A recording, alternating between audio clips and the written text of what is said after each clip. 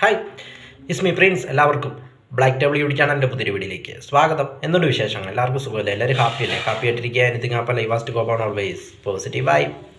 രാജ്യത്തെ നടക്കിയ പഹൽഗാം ഭീകരാക്രമണം, അതിൽ കൊല്ലപ്പെട്ടവരുടെ എണ്ണം 26ആയി. അതിലൊരു മലയാളി ഉൾപ്പെടുന്നു. മലയാളിയായ രാമചന്ദ്രൻ്റെ മൃതദേഹം ഇന്ന് രാത്രി ഇടപ്പള്ളിയിലെത്തിക്കും. കൊച്ചി ഇടപ്പള്ളി സ്വദേശിയാണ് അദ്ദേഹം. അപ്പോൾ ഒരു മലയാളി അടക്കം 26 പേരാണ് അവിടെ കൊല്ലപ്പെട്ടത്. രാജ്യത്തെ നടുക്കിയ ഒരു ഭീകരാക്രമണമായിരുന്നു ജമ്മു കാശ്മീരിലെ അനന്തനാഗ് ജില്ലയിലെ പഹൽഗാമിൽ അരങ്ങേറിയെന്ന് പറയാം. അതിൽ 4 പേരെ തിരിച്ചറിഞ്ഞു. 4 പേർ ചേർന്നാണ് ഈ ഭീകരാക്രമണം നടത്തിയെന്നാണ് റിപ്പോർട്ട്. അതിൽ 4 പേരെ തിരിച്ചറിഞ്ഞു. അതിൽ 2 പേര് പ്രാദേശിക ഭീകരരാണ്, അതായത് ജമ്മു കാശ്മീരിൽ തന്നെയുള്ള ഭീകരരാണ്. 2 പേര് പാകിസ്ഥാൻ ഭീകരരാണെന്നാണ് അവിടെ നിന്നുള്ള റിപ്പോർട്ടുകൾ വരുന്നത്.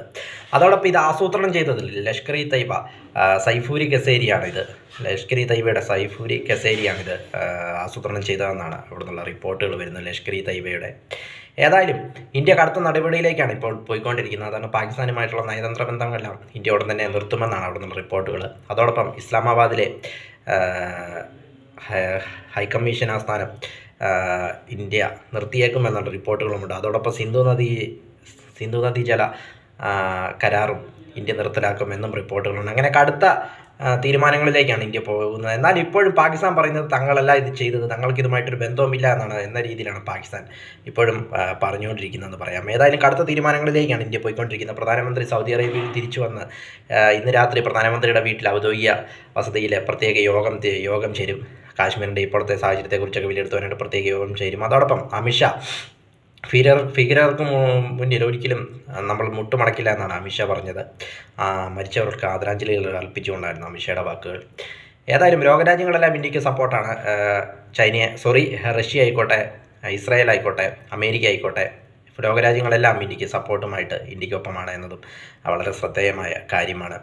ഏതായാലും 26 പേരായിരുന്നു കൊല്ലപ്പെട്ടത്. രാജ്യത്തെ തന്നെ നടുക്കിയ ഒരു ഭീകരാക്രമണമായിരുന്നു അരങ്ങേറിയത്. വിനോദസഞ്ചാരികളെ കേന്ദ്രീകരിച്ചായിരുന്നു, വിനോദസഞ്ചാര കേന്ദ്രത്തിലായിരുന്നു ആക്രമണം നടത്തിയെന്ന് പറയാം.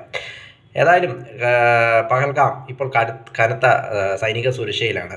എല്ലാവരും ജനങ്ങളെല്ലാം ഗവൺമെൻറ്റിനോട് സഹകരിക്കണമെന്നാണ് ഒമർ അബ്ദുള്ള പറഞ്ഞിരിക്കുന്നത്. അതോടൊപ്പം വളരെ സുരക്ഷ എന്ന് പറഞ്ഞാൽ കനത്ത സുരക്ഷയിലാണ് ഇപ്പോൾ അവിടെ എന്ന് പറയാം. കാരണം ഓരോ കെട്ടിടത്തിലും അല്ലെങ്കിൽ ഓരോ വീടുകളിലും സൈനികരെ അങ്ങനെ വിന്യസിച്ചിട്ടുള്ളത്. വളരെ നിരീക്ഷണ വലയത്തിലും വളരെ ജാഗ്രതയിലും ആണിപ്പോൾ ആ പ്രദേശങ്ങളെല്ലാം, കാശ്മീരിലെല്ലാം. ഏതായാലും കാശ്മീരിനെ സംബന്ധിച്ചിടത്തോളം ഫ്ലഡും കാര്യങ്ങളൊക്കെ കഴിഞ്ഞ്, അല്ലെങ്കിൽ വെള്ളപ്പൊക്കവും മഴയും ദുരിതങ്ങളൊക്കെ കഴിഞ്ഞപ്പോൾ ഭീകരാക്രമണം ഇങ്ങനെ ഉണ്ടായി എന്നത് വളരെ ശ്രദ്ധേയമായ കാര്യമാണെന്ന് പറയാം. ഏതായാലും പാകിസ്ഥാനുമായിട്ടുള്ള ബന്ധങ്ങളിൽ വൻ വീഴ്ചയായിരിക്കും ഇനി നടക്കാൻ പോകുന്ന കാര്യത്തിൽ യാതൊരു സംശയമില്ല. കടുത്ത തീരുമാനങ്ങളിലേക്കാണ് ഇന്ത്യ ഇപ്പോൾ എടുത്തിരിക്കുന്നതെന്ന് പറയാം.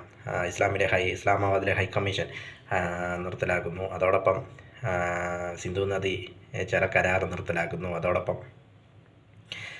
പാകിസ്ഥാനുമായിട്ടുള്ള നയതന്ത്ര ബന്ധങ്ങളെല്ലാം നിർത്തലാക്കുമെന്നാണ് ഇപ്പോൾ റിപ്പോർട്ടുകൾ വരുന്നത്. ഏതായാലും മലയാളിയായ രാമചന്ദ്രൻ്റെ മൃതദേഹം ഇന്ന് രാത്രി കൊച്ചി ഇടപ്പള്ളിയിലെത്തിക്കും.